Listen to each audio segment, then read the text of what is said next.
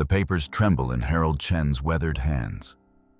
3 pages that transform 40 years of love into a question of competence. In the dusty afternoon light filtering through Chen's books, the legal terms blur together. Cognitive decline, unable to manage affairs, petition for guardianship.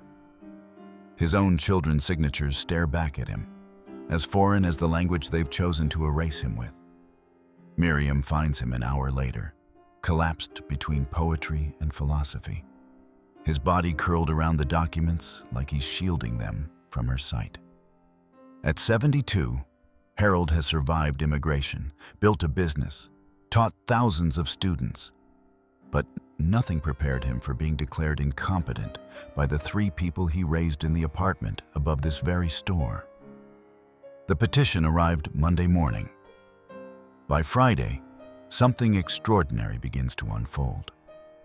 Not in a courtroom or lawyer's office, but in the quiet spaces where Harold still alphabetizes books in 4 languages, and Miriam maintains lesson plans more organized than any courthouse filing system. When Rosa Martinez, their court-appointed evaluator, arrives carrying her own ghosts of a grandmother lost to the guardianship system, she doesn't see confusion in the Chen's cluttered bookstore. She sees evidence. Have you ever watched someone you love be diminished by the very people meant to protect them? Have you witnessed that moment when age becomes weaponized?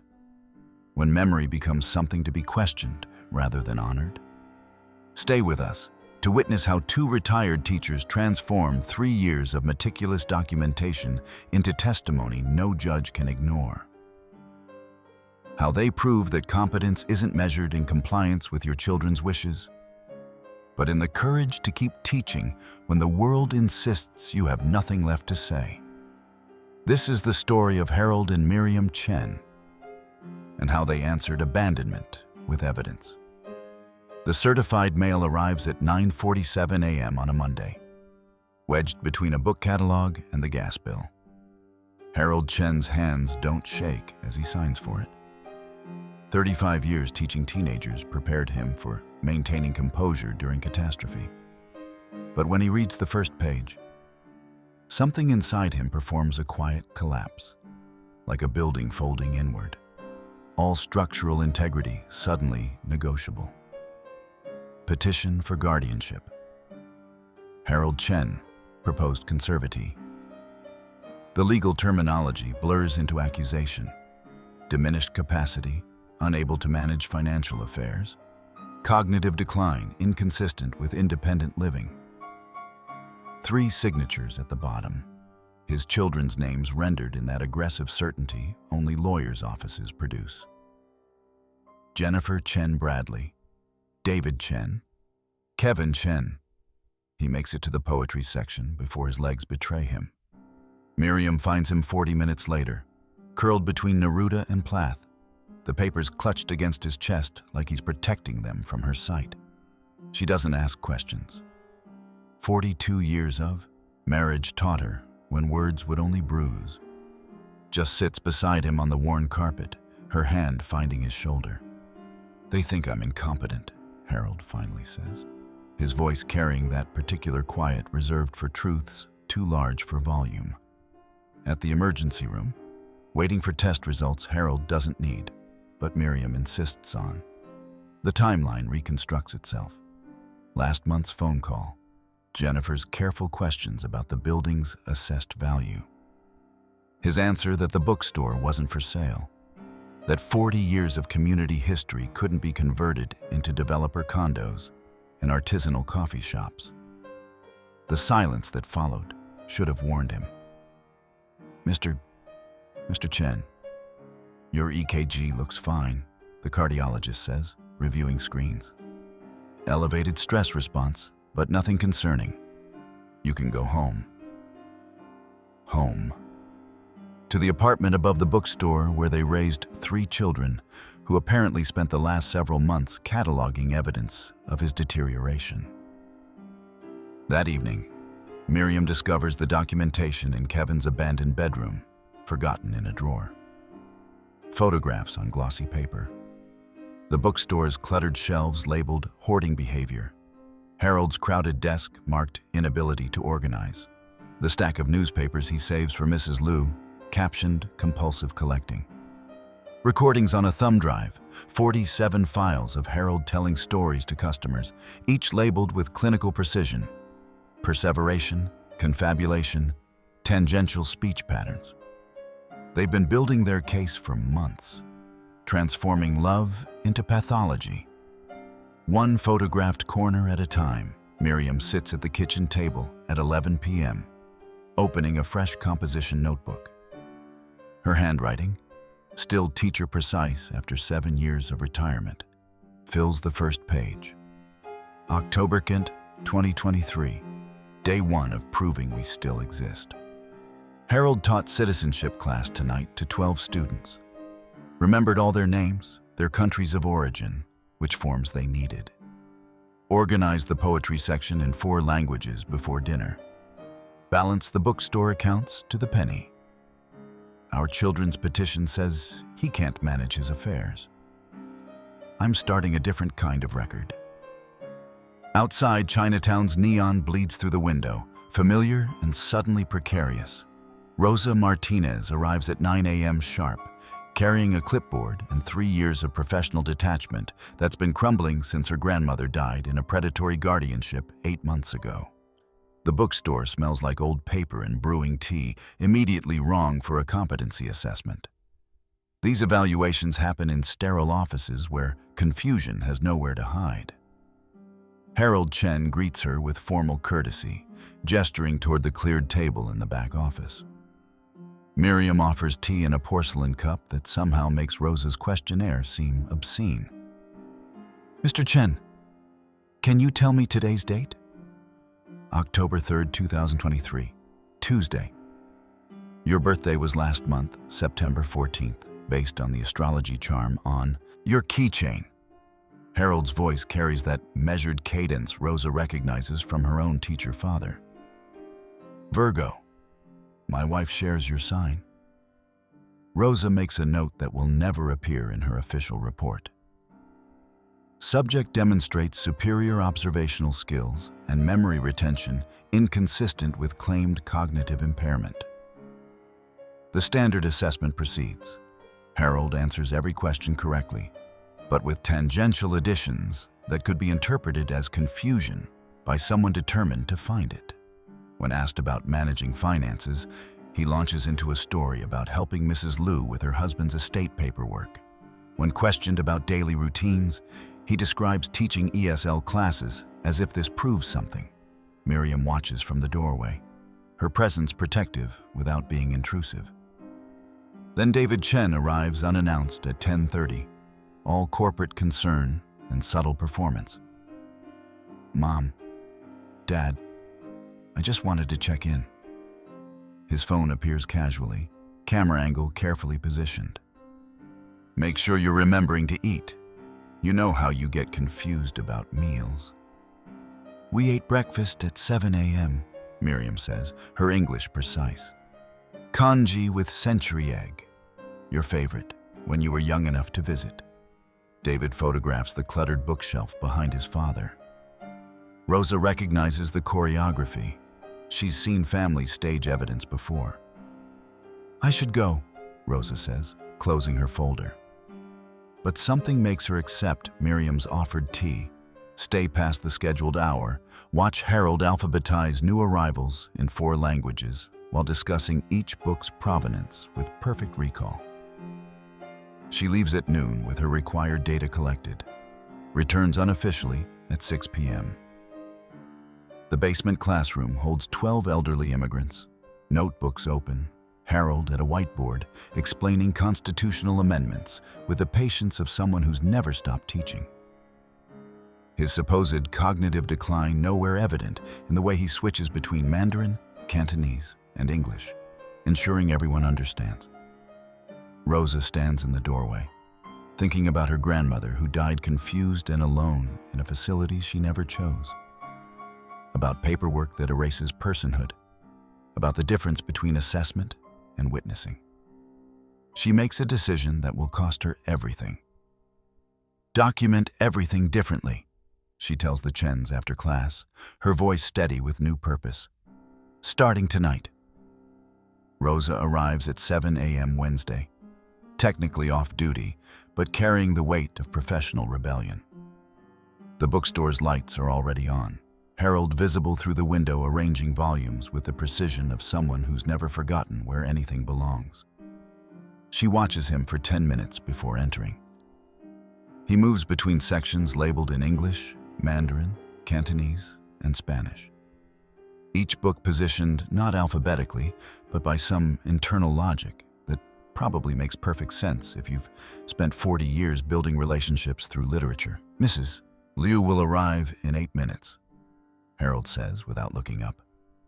She comes for the Chinese language newspaper at 7:15 every morning. Has for 23 years, except the week her husband died and the month she had pneumonia. Rosa makes a note on her personal phone, not her work device. Subject demonstrates exceptional long-term memory and pattern recognition. Mrs. Liu arrives at 7:13, apologizing for being early. Harold has her newspaper ready, plus 3 legal documents she needs help translating for her grandson's citizenship application. He explains each form with the patience of someone who's done this hundreds of times, switching between Cantonese and English, ensuring she understands every implication. Mr. Chen helped with my husband's estate after he passed, Mrs. Liu tells Rosa. 17 documents, all perfect. The lawyer said it was better than most attorneys do. By 9 a.m., Rosa has watched Harold remember 37 customers by name, recommend books based on their previous purchases, help 2 teenagers with homework, and mediate a dispute about a rare edition with the diplomatic skill of someone who spent decades teaching adolescents. Miriam appears at 9:30 with tea and a leather portfolio. You wanted to see our organizational system, she says, leading Rosa upstairs. The apartment above the bookstore contradicts every photograph in the guardianship petition.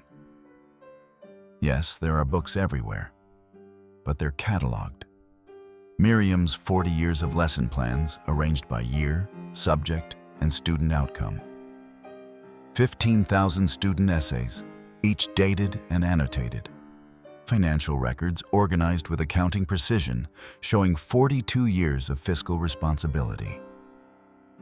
I taught ESL for 35 years, Miriam explains, her English carrying that particular clarity of someone who learned it as a conscious choice.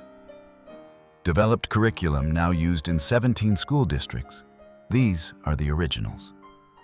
Jennifer arrives at 10 a.m. without warning, her real estate agent's smile firmly in place.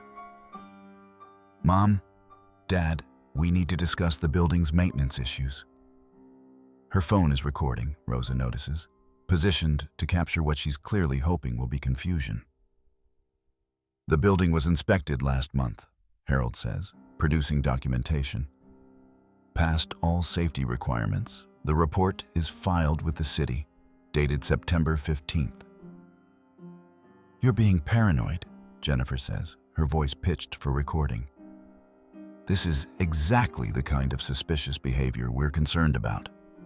Rosa watches Jennifer's hand slip into Harold's desk drawer while her parents are distracted, removing what looks like financial documents. Rosa's own phone captures the moment from an angle Jennifer doesn't notice. That afternoon, Rosa reviews the guardianship petition with new eyes. Credit inquiries on the Chen's property from 3 months ago. A pre-signed sale agreement with Golden Gate Development dated August 12th, weeks before Harold suddenly refused to sell. The children's financial records showing consulting fees from the same developer. The pattern crystallizes. This isn't about protecting confused elders. It's about removing obstacles to a real estate transaction. Rosa returns at 8 p.m., finding Harold and Miriam in the bookstore's back office. Surrounded by the evidence of their competence, their children are systematically trying to erase. Your children have been planning this for a year, Rosa says, setting down her own documentation. The developer approached them first, offered payments for securing the property. When you refused to sell, They needed a legal mechanism to override your decision. Miriam's hand finds Harold's across the desk. We need our own evidence, Rosa continues. Everything they're documenting to prove incompetence, we document to prove the opposite. Starting tonight. Harold nods once, that teacher's assessment calculating odds and finding them acceptable. Then, we document everything. Thursday morning begins with Harold on a ladder at 6 a.m., installing security cameras in corners his children's previous visits never photographed. Each angle carefully chosen, not to hide the bookstore's clutter, but to capture the context their selective documentation erases. Miriam works at the kitchen table, creating inventories with the methodical precision that made her legendary among ESL teachers. 15,000 student essays, each entry noting date, student name, final grade, current occupation, if known. Financial records cross-referenced with bank statements, every transaction documented, proving 42 years of fiscal responsibility down to the penny. Medical records from 3 different doctors, none showing cognitive decline. They'll say this proves obsessive behavior, Miriam says, not looking up from her spreadsheet. Then we prove there's a difference between meticulous and mentally incompetent, Harold replies, adjusting the final camera. Rosa arrives at noon carrying a box of legal precedents. These are cases where courts ruled against guardianship based on functional competence, she explains, spreading documents across Harold's desk. The law doesn't require you to organize like your children want. It requires you to manage your own affairs, which you demonstrably do. They're interrupted by Mrs. Patterson from 3 doors down, crying. Jennifer helped me with my husband's paperwork last year, she says. Now she says I'm too confused to manage alone. She has power of attorney. I don't remember signing it, and suddenly my building is being sold to the same developers. The pattern expands. Rosa makes calls, finding 2 more elderly neighbors in similar situations. Jennifer offering help, then claiming confusion justified control, properties sold to Golden Gate Development within months. Harold begins his counter strategy at 2 p.m., working through a contact list 40 years in development. Former students, now professionals, each receiving a basa, carefully worded message. I need documentation that I taught you X in year Y. If you have any materials from my classes, would you be willing to share? The responses arrive like a tide. 17 students within the first hour, each offering notebooks, essays, graded papers. Physical proof that Harold Chen's mind hasn't declined. It's accumulated. Dr. James Liu calls at 4 p.m., his voice carrying that particular urgency of someone who owes everything. I'm coming down tomorrow with my cardiology team. If they're claiming health issues, we're documenting your actual medical status. Then 7 p.m. arrives with the sound Rosa has been dreading. All 3 Chen children entering together. Jennifer leading with corporate efficiency, David filming, Kevin trailing with visible reluctance. Dad, this is Dr. Morrison, Jennifer says. We've arranged for a comprehensive medical evaluation. It's important you cooperate. Harold doesn't move from his desk. I've reviewed California Family Code Section 1801, he says, his teacher's voice carrying that particular weight of someone who's done the reading. You cannot compel medical evaluation without court order, which you don't have yet. This is exactly the paranoid behavior, Jennifer starts. Every word you speak is now being recorded, Harold interrupts, gesturing to the new cameras. 6 angles, time-stamped, uploaded to 3 separate cloud servers. You've been staging evidence for months. Now I'm documenting the staging itself. Proceed. The silence that follows feels like justice finding its footing. David's phone lowers slightly. Kevin won't meet his father's eyes.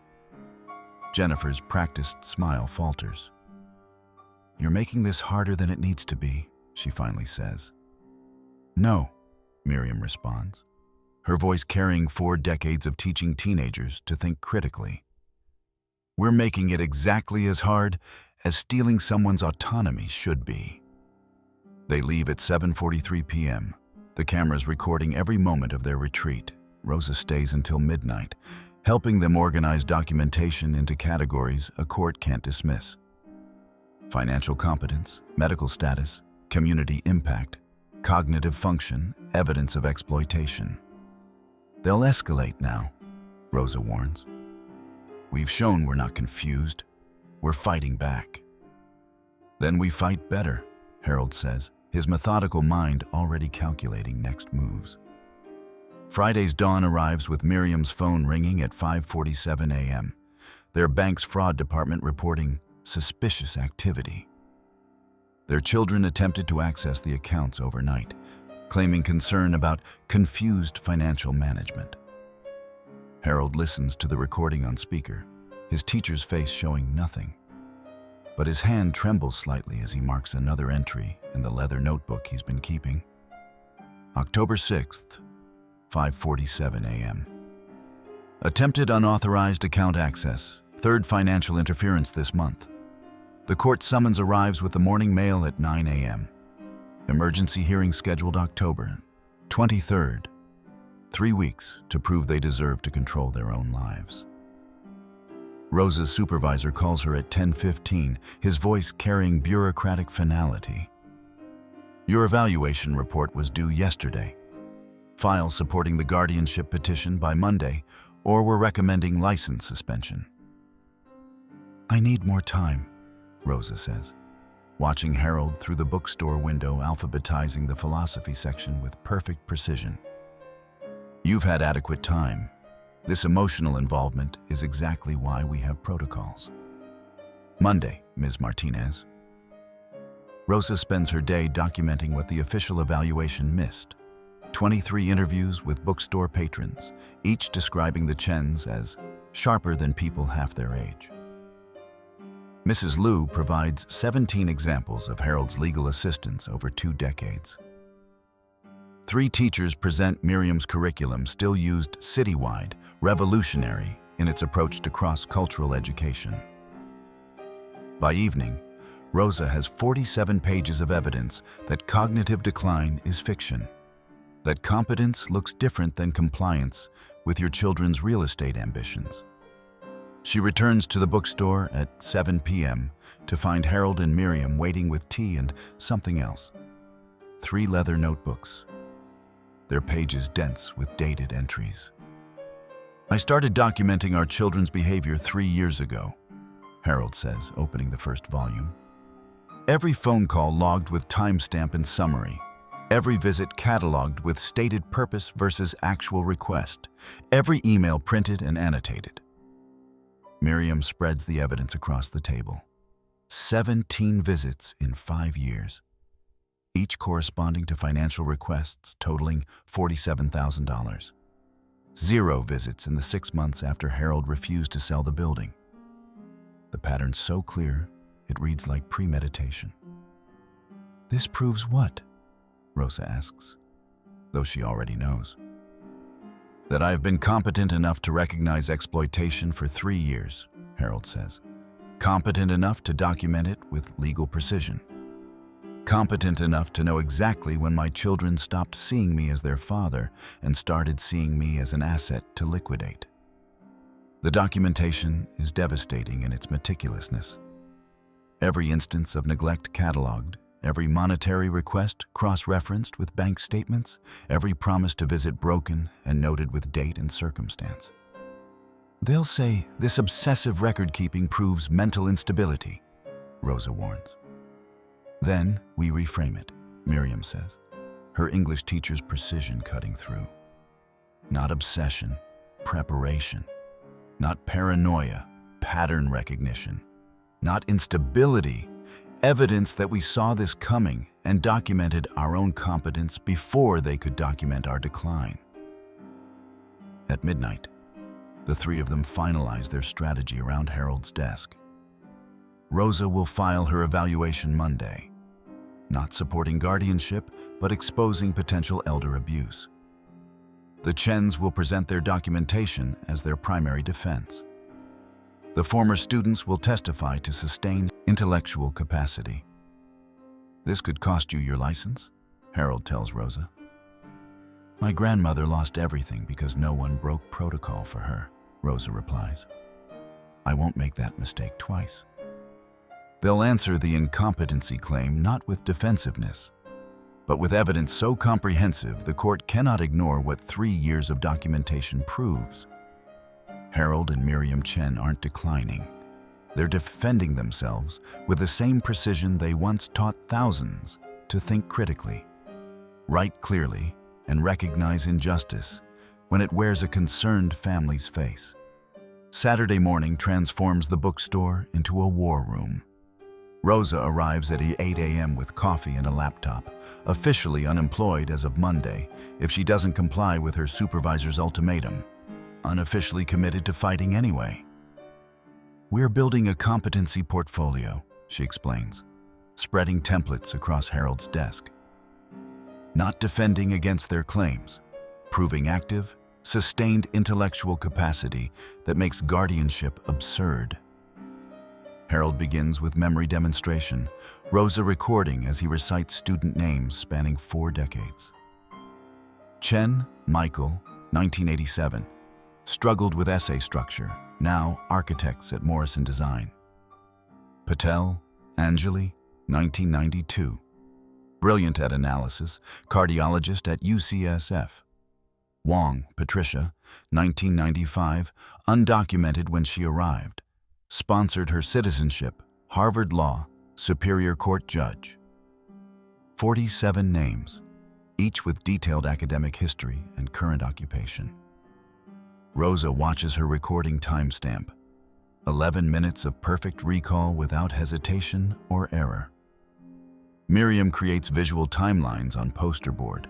40 years of civic contributions mapped with dates, participants, outcomes. Her ESL curriculum, adopted by 17 school districts, documented with letters from administrators. Free citizenship classes, attendance records maintained since 2015. Pro bono legal document assistance. 300 families helped with Harold's meticulous translations. At 2 p.m., Kevin arrives with a doctor, staged surprise evident in his rehearsed concern. "Dad, Dr. Morrison is here to check on your health. Just routine." Harold recognizes the setup immediately, a coached evaluation to support the petition. He turns his teacher's assessment on the doctor instead. "Dr. Morrison, what's the differential diagnosis for sudden onset confusion in a 72-year-old with no prior cognitive symptoms? What tests would you order to rule out reversible causes before concluding dementia? At what point does cluttered living space constitute hoarding versus personal preference?" The doctor fumbles, revealing Kevin's coaching. Look for confusion, note disorganization, document refusal of help. "I think there's been a misunderstanding," Dr. Morrison says, leaving at 2:17 p.m. Rosa has the whole exchange recorded. Rosa's supervisor calls at 5 p.m., her voice carrying bureaucratic threat. "Final warning, Ms. Martinez. File your recommendation supporting guardianship by Monday morning or face license suspension. Your emotional involvement is compromising professional judgment." "My professional judgment says this couple is being exploited by their children," Rosa replies. "I'm filing Monday. Just not what you expect." The call ends with silence that feels like career suicide. At 9 p.m., Harold's phone rings. Judge Patricia Wong, her voice carrying careful professional distance mixed with personal shock. "Mr. Chen, I received your letter. I need to formally recuse myself from anything involving your case due to our prior relationship. But I'm calling as someone who owes you everything to say this. Document every interaction. The judge assigned to your hearing is Marcus Thompson, 20 years on the bench, son of teachers, fair but needs evidence. Give him evidence he can't ignore. She pauses, professional boundaries dissolving into gratitude. You taught me constitutional law wasn't just memorization. You taught me justice requires courage. I haven't forgotten. After midnight, the three of them review their strategy, Rosa's evaluation exposing potential abuse, Harold's 3-year documentation proving sustained competence, 17 former students ready to testify. Monday, I lose my license, Rosa says. Monday, we start winning, Harold corrects, his methodical mind already calculating the courtroom chess match ahead. Sunday morning should bring the bookstore's familiar rhythm. Regulars arriving for newspapers, Harold recommending books, Miriam brewing tea. Instead, chaos orchestrated by absence. 5 longtime customers arrive confused, saying they heard the store is closing. Mrs. Chen from the bakery next door mentions Jennifer told her Harold's memory problems made continued operation unsafe. Mr. Wu received a call about estate sales of the bookstore's inventory. Rosa arrives at 9 a.m. to document the crisis management that follows. Harold calmly explaining no closure is planned. Miriam producing business licenses and health inspections dated last month, both demonstrating the competence their children claim doesn't exist. At noon, Kevin returns with a social worker who speaks only English, a deliberate strategy. Miriam's first language is Mandarin, her English flawless but accented, easy to misinterpret as confusion if you're looking for it. The social worker asks questions designed to trip. Mrs. Chen, can you explain your daily medication routine? Expecting confusion from someone whose primary language isn't English. Rosa intervenes, recording as Miriam responds in 4 languages: Mandarin, Cantonese, English, Spanish, explaining not just her medications, but their chemical compositions, interactions, and proper administration timing. The social worker leaves without completing her staged assessment. That afternoon brings the real defense. 17 former students gathering in the bookstore's back room, each carrying materials that prove the Chen's sustained intellectual impact.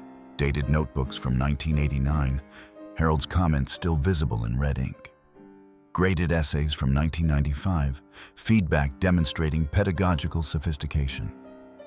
College recommendation letters from 2003 that changed lives. Graduate school applications from 2010 that Harold helped edit. Dr. James Liu, head of cardiology at Stanford, speaks for them all. My parents died when I was 16. Everyone said I'd never make it to college, let alone medical school. Harold and Miriam didn't just teach me chemistry. They taught me to think when everyone else said I couldn't. They paid for my SAT prep, edited my college essays, attended my medical school graduation when I had no family. He opens a folder containing every card Harold and Miriam sent over 20 years. Birthdays, holidays, graduation congratulations. Documentation of relationship continuity that cognitive decline would have disrupted. The others share similar stories. Patricia Wong's citizenship sponsorship, documented with legal papers. Michael Torres's business plan, edited by Harold with suggestions that made it fundable.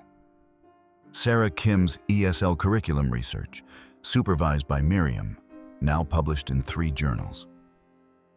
They didn't just teach us, Patricia says, her judge's precision cutting through emotion. They shaped how we think. That capacity doesn't decline, it compounds. Every person in this room is evidence of minds that build rather than deteriorate. At 6 p.m., Rosa's phone buzzes. Termination papers effective Monday if she doesn't file supporting the guardianship petition. She reads them once, then sets her phone aside. Some things matter more than job security. Her grandmother lost autonomy because no one risked anything to help her. Rosa won't make that mistake twice. Monday, they fire me, she tells the room full of the Chen's chosen family. But first, I file the truth. Monday morning, Rosa submits her evaluation at 8:47 a.m. Not the expected recommendation supporting guardianship, but a 17-page report titled Assessment of Potential Elder Financial Exploitation, Chen Guardianship Petition. Her supervisor calls at 9:03. You're suspended immediately. Emotional compromise, violation of protocol, unauthorized contact with subjects. Clear your desk by noon. Rosa expected this. What she didn't expect was the nonprofit elder advocacy group calling at 10:15, offering employment before she finishes packing. We've been watching your work. You're exactly who we need. Meanwhile, Harold and Miriam begin their own investigation, spreading 3 years of documentation across the bookstore's tables. Not defending anymore, exposing. They contact Mrs. Patterson, the neighbor who mentioned Jennifer's help with paperwork. She arrives at 11 a.m. with her own story. Jennifer said I was confused about my husband's estate. Had me sign power of attorney just to make things easier. 3 months later, my building sold to Golden Gate Development. I never agreed to sell. 2 more elderly neighbors share identical patterns. Jennifer offering assistance, claiming confusion, taking control. Property sold within months. Always the same developer, always quick closings. Harold creates a timeline on poster board. 5 elderly property owners in a 3-block radius, all voluntarily selling to Golden Gate Development after Jennifer Chen Bradley obtained power of attorney. The pattern's so clear, it reads like a business model. Miriam handles the children's financial history. 17 visits in 5 years, each documented in Harold's meticulous records. She creates a spreadsheet showing the correlation, every visit corresponding to a monetary request. March 2020, Jennifer visits, requests $8,000 for emergency home repairs. Bank record shows deposit to Jennifer's account March 15th. July 2020, David visits, needs $5,000 for business opportunity. Check cashed July 23rd. November 2020, Kevin visits, requires $12,000 for debt consolidation. Wire transfer, November 30th. The pattern continues through 47 documented transactions, totaling $47,000 over 3 years. 0 visits in the 6 months after Harold refused to sell the building. They monetized their parents, Rosa says, reviewing the evidence. Every interaction had a price tag. At 8 p.m., they discover the breakthrough on security camera footage from 3 months ago. David entering the bookstore's office while Harold teaches class upstairs. Opening the safe, he still had keys from childhood, removing the original deed to the building. The timestamp, July 15th, 2023. 6 weeks before the guardianship petition was filed. The deed still missing. They needed the original for the sale, Harold says, his teacher's mind processing the sequence. When I refused to provide it, they created a legal mechanism to access it anyway. The guardianship petition isn't about protecting me. It's about completing a real estate transaction. Miriam adds one more document to their evidence. The pre-signed purchase agreement with Golden Gate Development, dated August 12, 2023. Before the petition, before the evaluation, before any claimed concern about Harold's competence, the children weren't worried about their father's decline.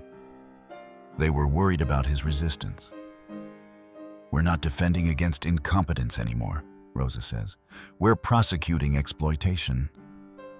Harold nods once, the strategic teacher calculating their next move.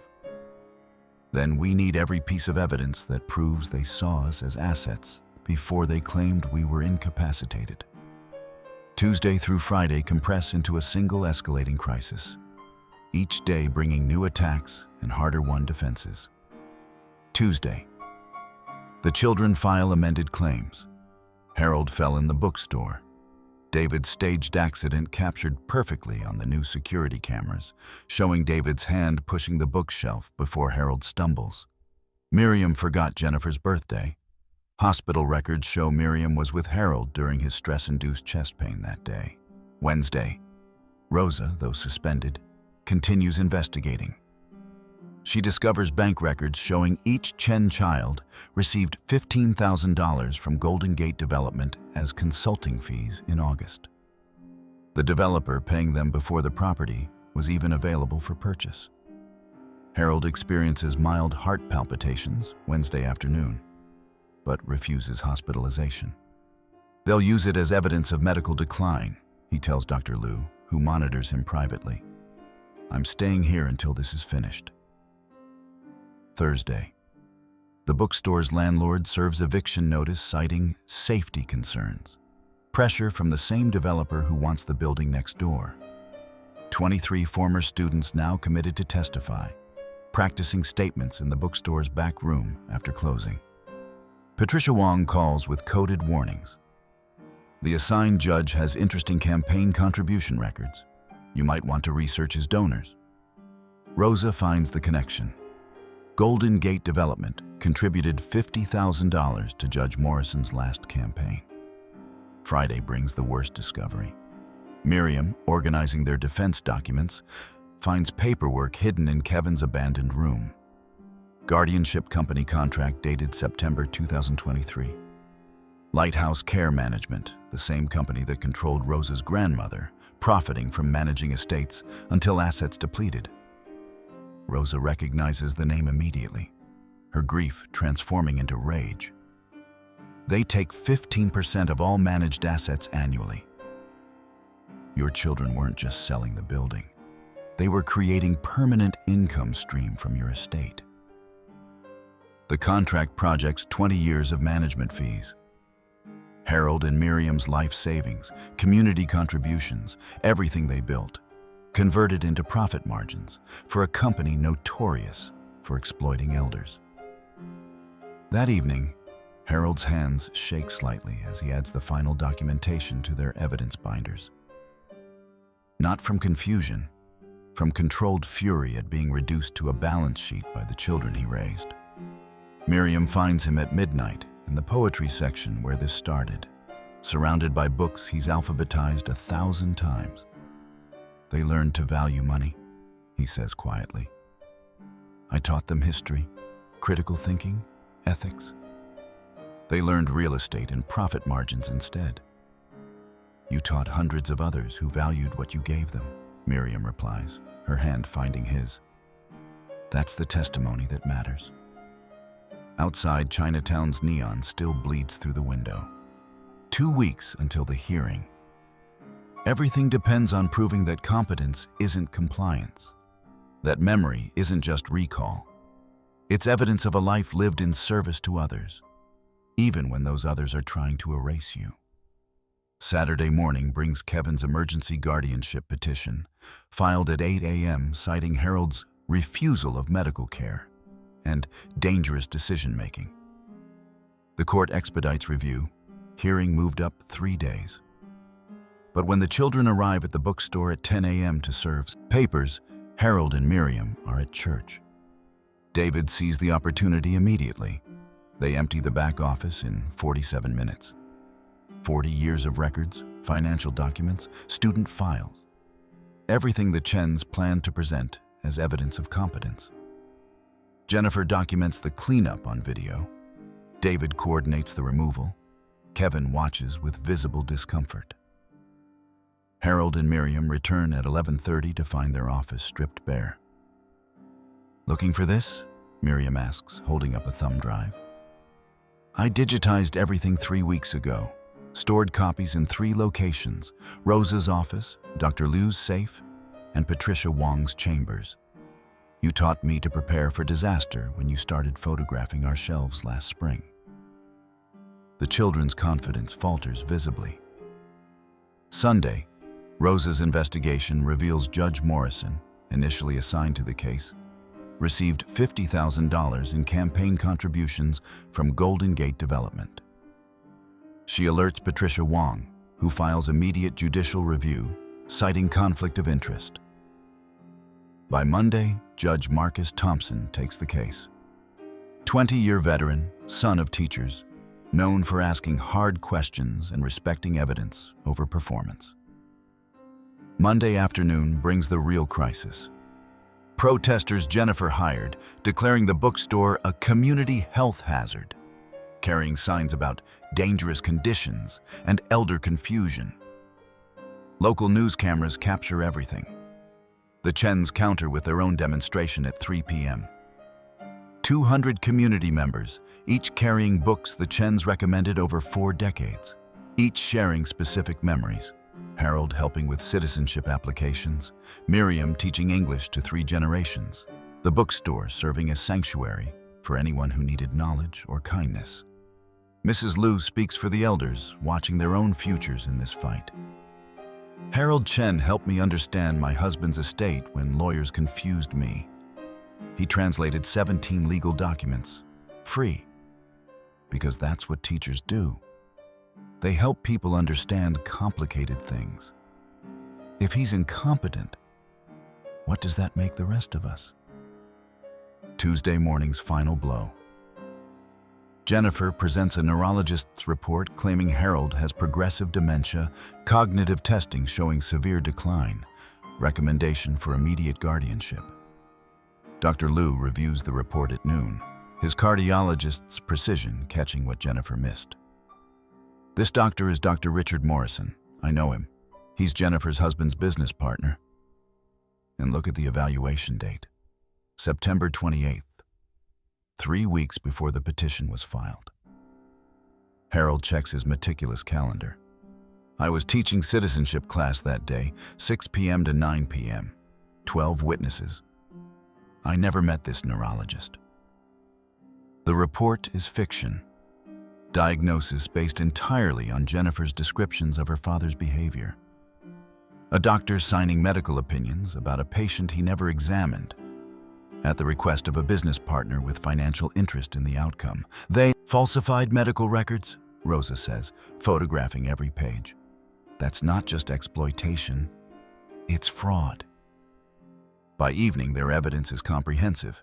Staged accidents, false medical reports, financial exploitation, coordinated property seizures, fraudulent guardianship company involvement.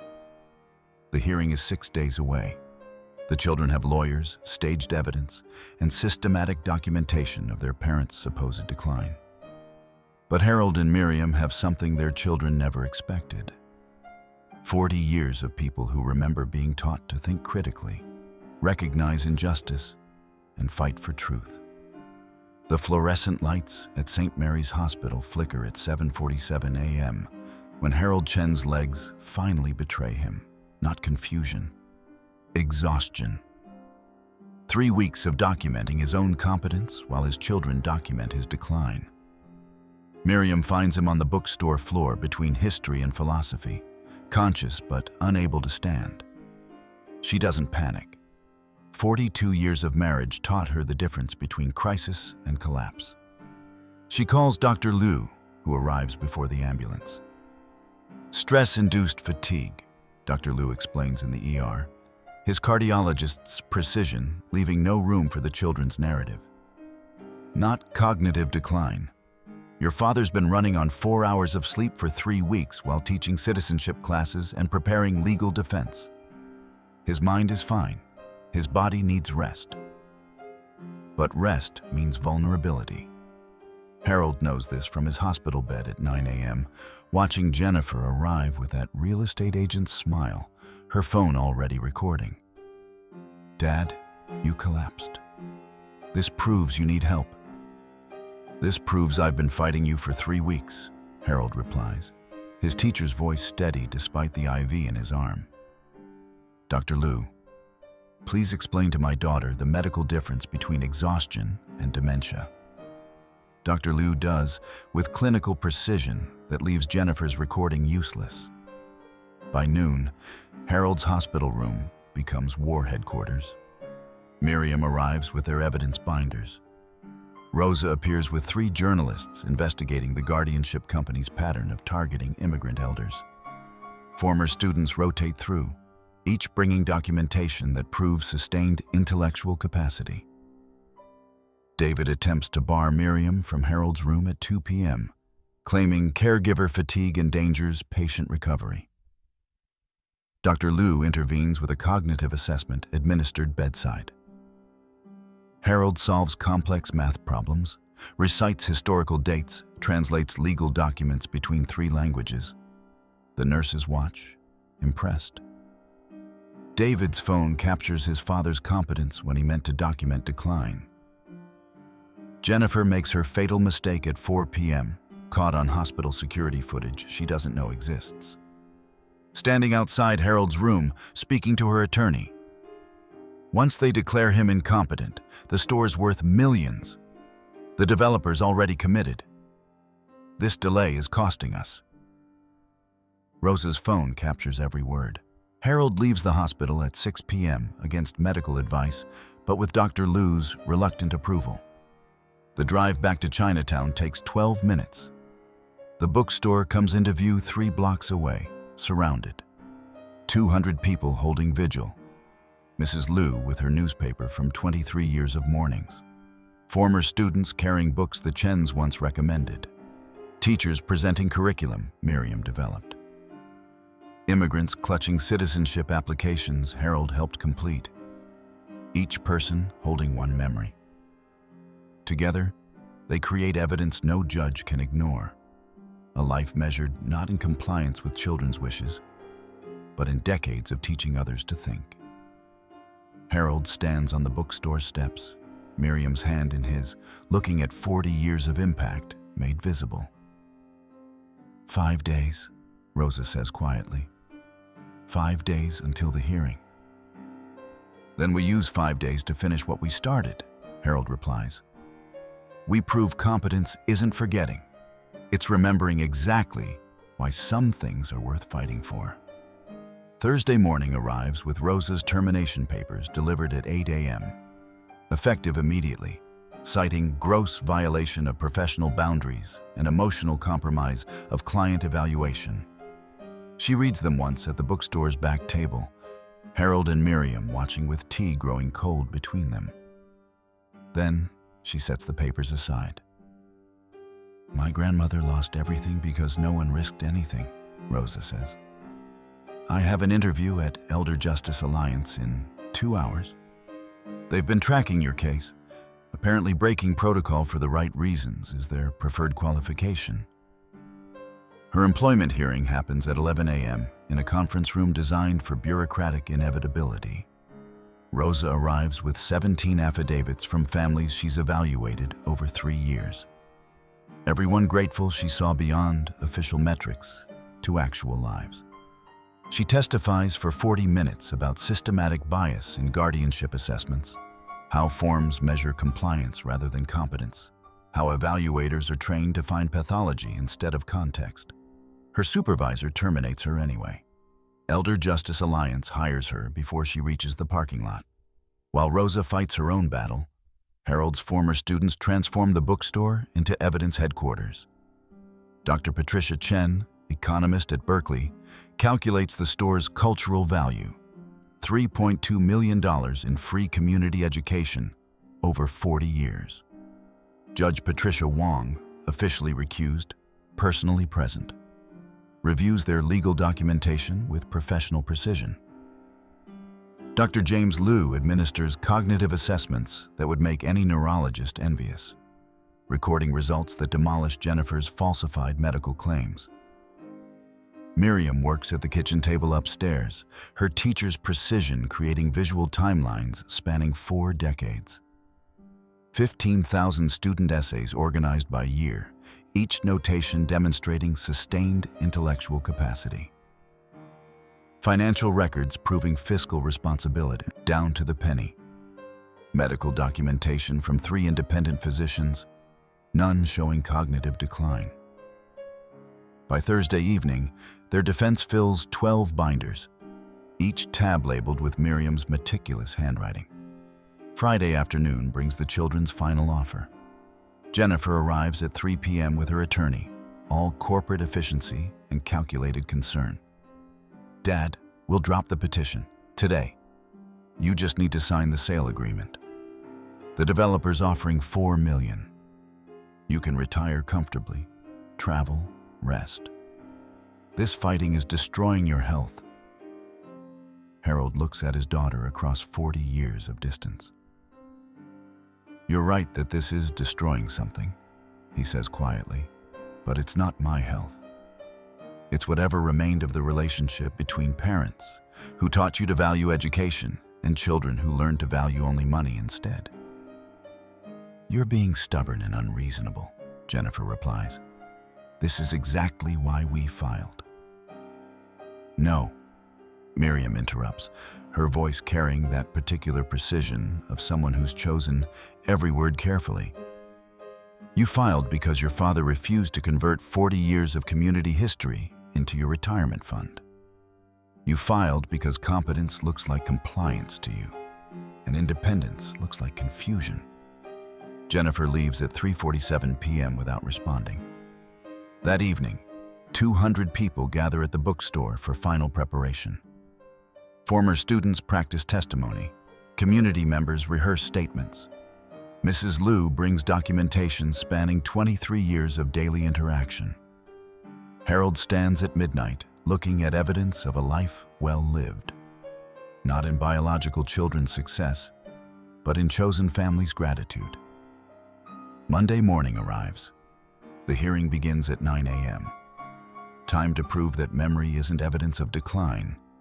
It's evidence of everything worth remembering. The fluorescent lights of courtroom 4C flicker like dying stars as Harold Chen takes the oath at 9:47 a.m. His hand doesn't shake. 35 years teaching teenagers prepared him for performing under scrutiny. But Miriam sees the tremor in his jaw, that particular tightness reserved for truths too large for easy delivery. Jennifer's attorney opens with surgical precision. Mr. Chen, can you explain why your bookstore contains 17 fire hazards documented by the city inspector? Harold doesn't flinch. That inspection was commissioned by my daughter 3 weeks ago. The inspector found 0 violations. I have the report here, dated October 2nd, signed and filed. He produces documentation with the methodical calm of someone who's been preparing for this moment for 3 years. The attorney pivots. Your financial records show erratic spending patterns. My financial records show 42 years of fiscal responsibility, Harold interrupts, his teacher's voice carrying that particular weight of correcting willful misunderstanding. I've prepared a comprehensive analysis.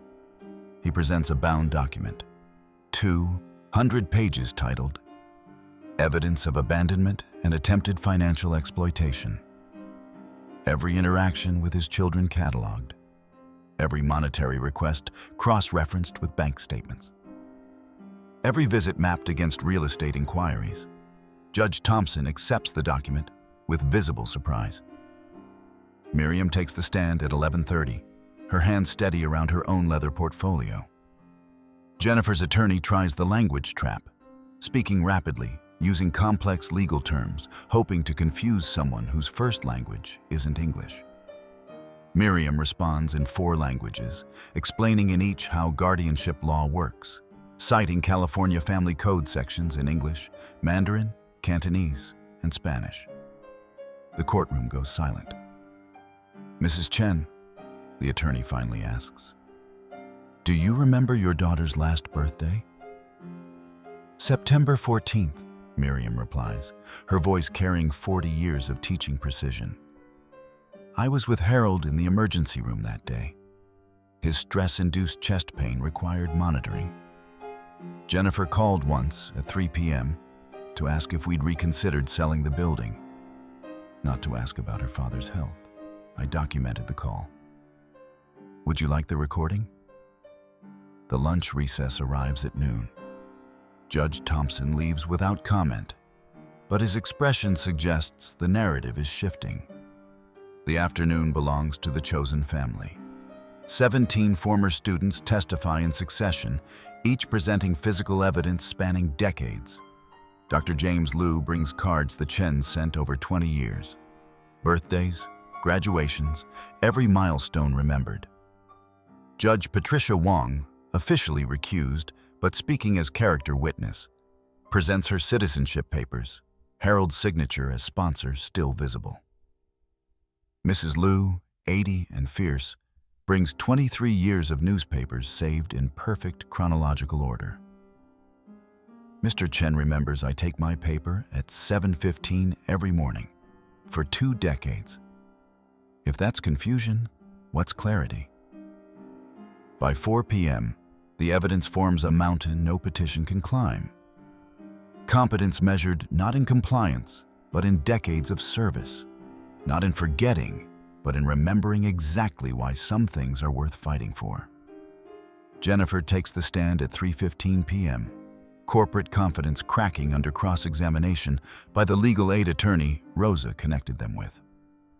Ms. Chen Bradley, can you explain these credit inquiries on your parents' property, dated 3 months before you claimed concern about their mental state? Jennifer's rehearsed sympathy falters. I was exploring options for their future care.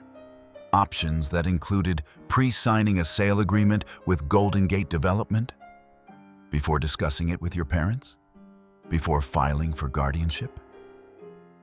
The documents appear on screen, dated, notarized, irrefutable. David follows at 4 p.m., his tech executive certainty dissolving when confronted with the security footage Rosa captured. His hand entering Harold's desk drawer, removing documents without permission, his phone recording, staged confusion while he orchestrates the chaos he's supposedly documenting. I was concerned about safety.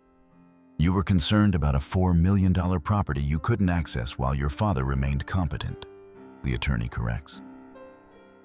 Kevin breaks at 4:30, the youngest, weakest link. He cracks under minimal pressure. We just wanted the money, he admits, crying. Jennifer said it was easy. Old people get declared incompetent all the time. The developer was paying us to deliver the property. We didn't think... You didn't think they'd fight back, the attorney finishes. Then Harold presents his final evidence. A video compilation from 200 community members, each sharing specific dates and ways the Chen's mental acuity improved their lives. The footage spans from last week to 40 years ago. Perfect chronological proof of sustained intellectual capacity.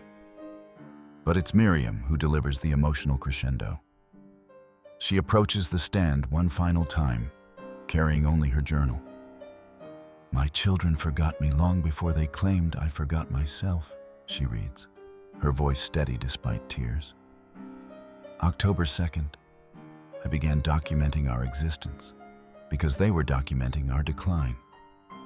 91 days later, I can prove every instance of competence they claim we lack. But I cannot prove the love they claim motivated this petition. Because love doesn't require legal force. Love doesn't stage evidence. Love doesn't calculate property values while your father lies in a hospital bed. She closes the journal. Forgetting is not the same as incompetence. But apparently, neither is remembering when your children choose to become strangers. Judge Thompson calls recess at 5 p.m. The courtroom empties slowly, the Chens surrounded by their chosen family. At 6 p.m., the judge returns. His ruling takes 4 minutes. Petition dismissed with prejudice, investigation ordered into potential elder abuse, children required to attend financial exploitation counseling. Harold and Miriam leave the courthouse at 6:47 p.m., hand in hand, surrounded by 200 people who remember being taught that competence isn't measured in compliance. It's measured in courage. The courthouse steps empty at 6:47 p.m., the October sky bruising purple over Chinatown. Harold and Miriam descend slowly, hand in hand, surrounded by 200 people who chose to remember when biology chose to forget. Jennifer, David, and Kevin leave through the side entrance without looking back. 3 figures diminishing into San Francisco's evening traffic. Already strangers. Rosa walks beside the Chens, her grandmother's memory finally at peace. Elder Justice Alliance wants me to start next week, she says. Reforming evaluation protocols citywide. Good, Harold replies, his teacher's voice carrying that particular satisfaction of watching students exceed expectations. Document everything. The bookstore glows ahead, every window lit like a promise kept. Tuesday, October 24th, brings media attention the Chens never wanted. 5 news crews document their return to normal. Harold alphabetizing philosophy, Miriam brewing tea for regulars who never doubted. Rosa's case triggers state investigation into guardianship company practices. 3 legislators call about reform bills. Halloween arrives with 73 trick-or-treaters, each receiving books alongside candy. Harold remembers every child's reading level. Miriam knows which parents need ESL classes. Thanksgiving happens without phone calls from their children. But the bookstore hosts 47 people who bring dishes from 17 countries. Dr. Liu carves turkey, while Judge Wong debates constitutional law with Mrs. Liu. Rosa arrives with her mother, introducing her to the family she chose when protocol failed. December transforms grief into architecture. The Chen's attorney files papers establishing Chen's books as community trust, legally protected from sale. 17 former students form the board of directors. The building becomes permanent sanctuary, immune to developer ambitions or family betrayal. Every Tuesday evening, the bookstore hosts Document Your Life workshops. Rosa teaches 20 elderly immigrants to create evidence trails. Not paranoia, but protection. They learn to photograph competence, record clarity, build cases for their own existence before someone else builds cases for their decline. Harold watches Mrs. Chen from the bakery practice her documentation, remembering when his own children were young enough to believe in more than property values. Miriam writes in her journal each night, entries growing shorter as trauma loses its urgency. By mid-December, she's down to single lines. Day 78, still here, still teaching. Christmas Eve brings snow to San Francisco, rare and temporary. The bookstore fills with carols in 4 languages. Children running between biography and fiction. Adults arguing philosophy over mulled wine. Harold stands in the poetry section where this started, 91 days ago, a lifetime measured in documented competence, and finds Miriam beside him. "Do you think they'll ever come back?" she asks. "I don't know," Harold answers honestly, "but I know we're surrounded by people who never left." New Year's Eve arrives with 200 bodies packed into Chen's books, spilling onto sidewalks, blocking traffic with celebration. At 11:58 p.m., Harold raises his glass of tea, Miriam's hand in his. "To competence measured, not in compliance but in courage," he says, his teacher's voice carrying across 4 decades of choosing family over biology, principle over profit, memory over forgetting. Not in blood, but in books that bind us. 200 voices answer. To chosen family. Midnight strikes. Chinatown explodes with fireworks. Miriam writes her final entry at 12:47 a.m. Day 91 of proving we exist. Verdict, we do.